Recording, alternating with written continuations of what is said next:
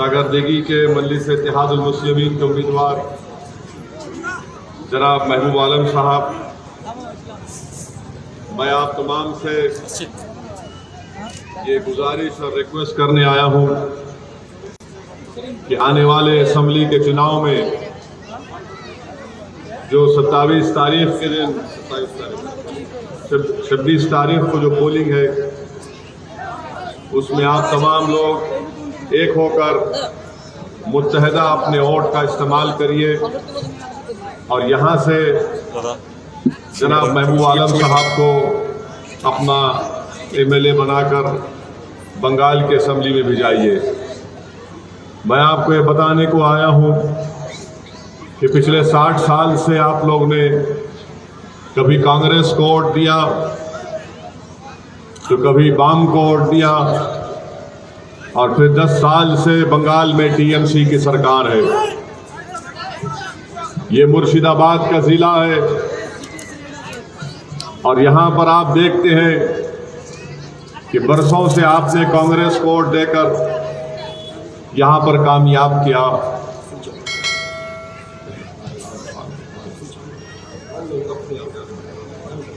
और आपको साफ पीने का पानी भी नहीं मिलता है, पानी का रंग लाल है और यहाँ पर हमारे बच्चे और बच्चियों को पढ़ाने के लिए स्कूल का इंतज़ाम भी नहीं है। कांग्रेस को कई मर्तबा यहाँ पर आपने यहाँ का MLA बनाया, मगर आज आप देखते हैं कि मुर्शिदाबाद ज़िले में एक भी यूनिवर्सिटी नहीं है जहाँ पर हमारे बच्चे और बच्चियाँ आला तालीम को हासिल कर सकें। मुर्शिदाबाद ज़िले में सागरदेगी में हमारी माँ और बहनें एक बहुत बड़ा तबका बीड़ी को रोल करता है, बीड़ी बनाता है। आज खुद आप देख लीजिए कि बंगाल में अगर मुस्लिम अक़लियत पसमानदा है, उनसे इंसाफ नहीं मिला तो इसकी जिम्मेदारी किसी हद तक हम पर भी आयद होती है। मेरी आपसे गुजारिश है, ख़ास तौर से हमारी माँ और बहनों से, कि 26 तारीख को आप अपनी जमात मजलिस इत्तेहादुल मुस्लिमीन के हक़ में अपना वोट देकर महबूब आलम को कामयाब करिए। बरसों आपके पास कोई दूसरी पार्टी नहीं थी, आप हालत मजबूरी में कभी TMC को या कभी कांग्रेस को वोट देते थे। आज मजलिस आपके दरमियान में है और हम आपसे वादा कर रहे हैं कि सिर्फ असेंबली इलेक्शन तक नहीं बल्कि इंशाअल्लाह ताला सुबह क़यामत तक बंगाल की सरजमीन पर मजलिस इत्तेहादुल मुस्लिमीन बाकी रहेगी। ये पहला और आखिरी असेंबली इलेक्शन नहीं है, बल्कि हर असेंबली इलेक्शन में हम मुकाबला करेंगे। ज़िला परिषद का हो, ज़िला पंचायत का हो या फिर लोकल बॉडी का हो, और इंशाअल्लाह ताला वक्त भी आएगा जब मजलिस का उम्मीदवार मुर्शिदाबाद की पार्लियामेंट की सीट से भी मुकाबला करेगा। मेरी आपसे गुजारिश है कि अपने वोटों से अपने नुमाइंदों को कामयाब करिए। आज हर आदमी, हर पार्टी आकर आपसे कहती है कि हमको वोट दीजिए। सवाल ये पैदा होता है कि आपने क्या हासिल किया। आज बंगाल में मुस्लिम अक़लियत का हाल ये है कि सब कोई कहता है कि हमको वोट दे दो, मगर हकीकत क्या है? हकीकत यह है कि सिर्फ 6% मुस्लिम अक़लियत की नौकरियां गवर्नमेंट में दी जाती है।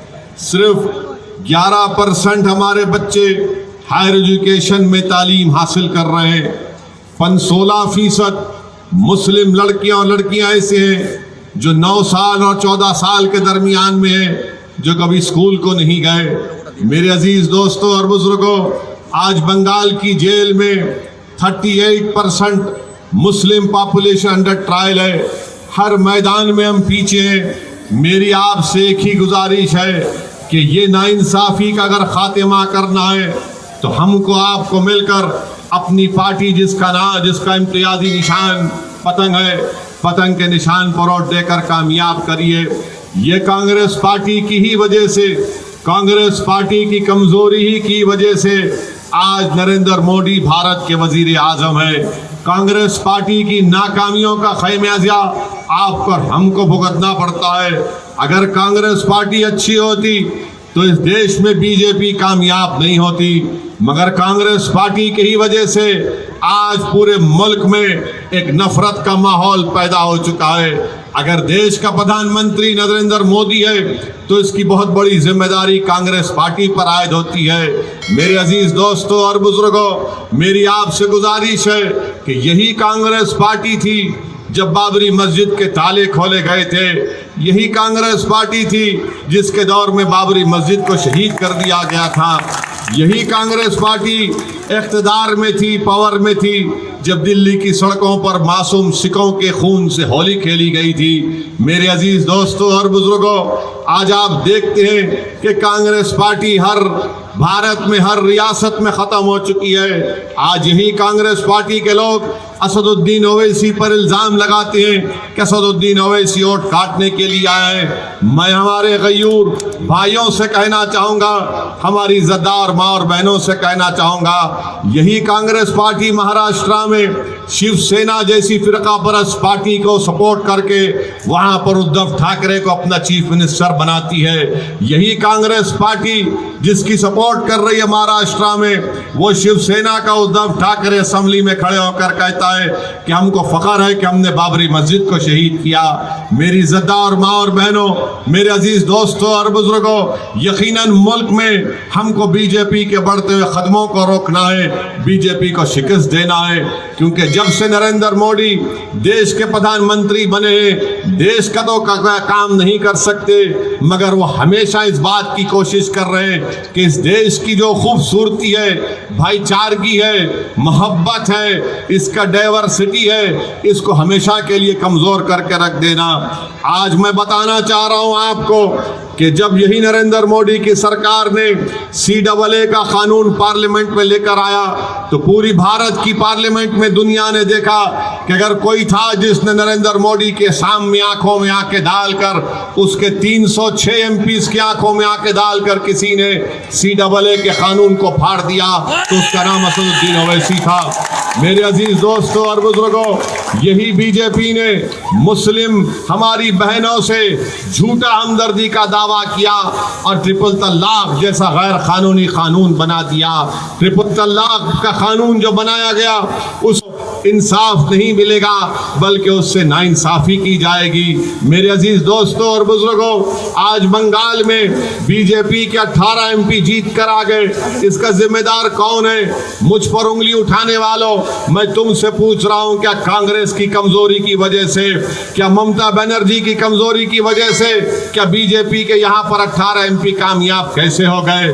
मजलिस या असदुद्दीन ओवैसी तो 2019 का पार्लियामेंट के चुनाव में हमने तो इलेक्शन नहीं लड़ा था, मगर मेरे अजीज दोस्तों, हकीकत यह है कि आज बीजेपी हो या फिर तृणमूल हो या कांग्रेस हो, इनका वोटर बीजेपी को वोट दे रहा है। ये सिर्फ ये कहकर हमको डरा रहे, फुसला रहे, मगर आज आप देखते हैं कि इनके पास कोई ताकत नहीं है कि वो बीजेपी को, इनकी बंगाल में जो कामयाबी पार्लियामेंट में हुई, इसका जिम्मेदार यही दोनों पार्टीज हैं, चाहे कांग्रेस हो या फिर ये आपके TMC हो। मैं आपको ये भी बताना चाहता हूं कि आप बंगाल में शीतलकुची में जो कुछ हुआ कि जहां पर 4 लोगों को सेंट्रल पैरामिलिट्री फोर्सेस की गोलियों ने उनको ख़त्म कर दिया, उनकी जान ले ली, वहीं पर एक आनंद बर्मन नामी एक शख्स जो वोट डाल रहा था उसकी भी मौत हो गई।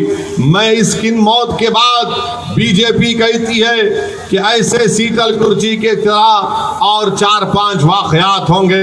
मैं बीजेपी से पूछना चाहता हूं कि आप हमारी लाशों पर बंगाल में अपना सियासी महल तामीर करेंगे? क्या आप हमारे खून पर अपनी कामयाबी को बनाएंगे?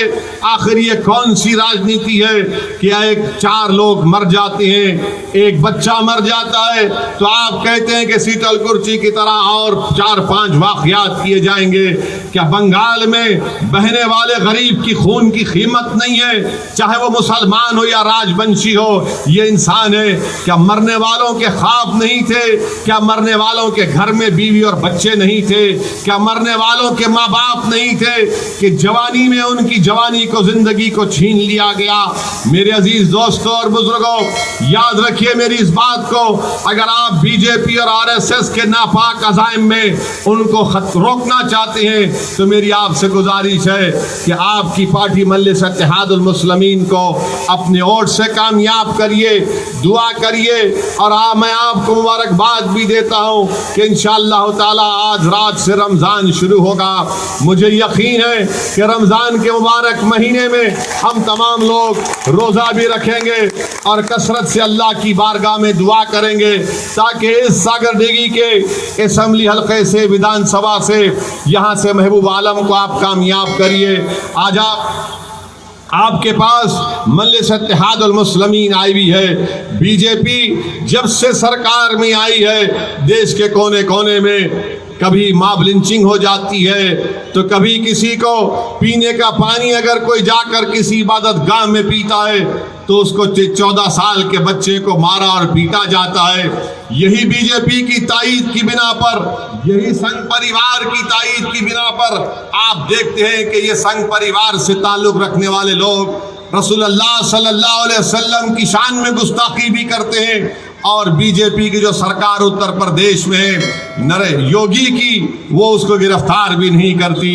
मेरे अजीज दोस्तों, ये बीजेपी ऐसी पार्टी है जिसने मुल्क में नौजवानों को बेरोजगारी उनका मुकद्दर बनाकर रख दिया।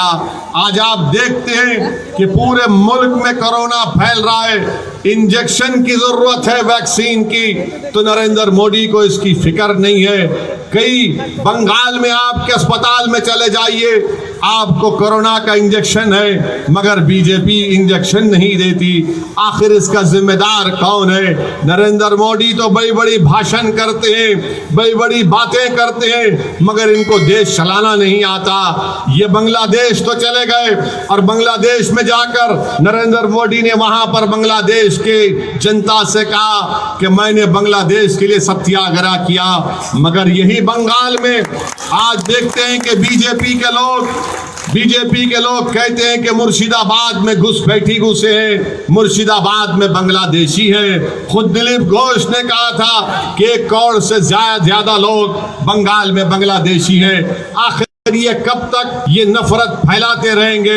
मेरे अजीज दोस्तों, मेरी इज्जतदार माँ और बहनों, आपको अपने मासूम बच्चों के मुस्तकबिल को सोचना है।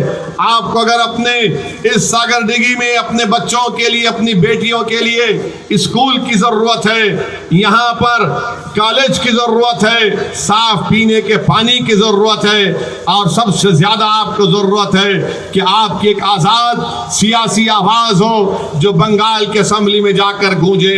कब तक आप कांग्रेस की ममता बनर्जी का साथ देते रहेंगे? ये आपको सिर्फ वोट हासिल कर रहे हैं, इंसाफ नहीं कर रहे हैं, ये हमको गुलाम बनाकर रखना चाहते हैं। मेरे अजीज दोस्तों और बुजुर्गों, एक तरफ नरेंद्र मोदी अपने आप को हिंदू नेशनलिस्ट कहते हैं, तो दूसरी तरफ कांग्रेस के राहुल गांधी अपने आप को जनियोधारू हिंदू कहती हैं, तो तीसरी जानिब ममता बनर्जी कहती है कि मैं हिंदू ब्राह्मण हूं। बताइए फिर आपके पास क्या ऑप्शन है? आप किसकी तरफ देखेंगे? एक तरफ हिंदू नेशनलिस्ट है, एक तरफ कांग्रेस का जनियोधारू है, तीसरी जानिब ममता कहती है कि मेरा गोत्रा शांडलिया है, मैं हिंदू ब्राह्मण हूं और चंडी पाठ पढ़ती है। बताने का मकसद ये कि आज आपकी कोई अहमियत नहीं है, आपकी कोई वोट की कीमत नहीं है, आपकी गरीबी के ताल्लुक से इनके पास कोई प्रोग्राम नहीं है। हालत मजबूरी में आपका वोट हासिल करना चाहती हैं। आज यहाँ सागरदिघी से एक मुकामी काबिल नौजवान जो हमारे मजलिस के उम्मीदवार हैं, जनाब महबूब आलम साहब को वोट दीजिए, इनको अपना महबूब बना लीजिए। आपने बरसों कांग्रेस को वोट दिया, आपने कभी टीएमसी का साथ दिया। मैं आपसे वादा कर रहा हूं कि यहाँ से मजलिस इत्तेहादुल मुस्लिमीन के उम्मीदवार को कामयाब करिए, पतन के निशान पर बटन दबाइए, अपने इत्तेहाद का सबूत दीजिए। आज आपको यहाँ से सागरदिघी से अगर कोई गुंडागर्दी करता है, कोई गरीबों पर जुल्म करता है, तो इस गुंडागर्दी और जुल्म का भी खात्मा आपको करना है।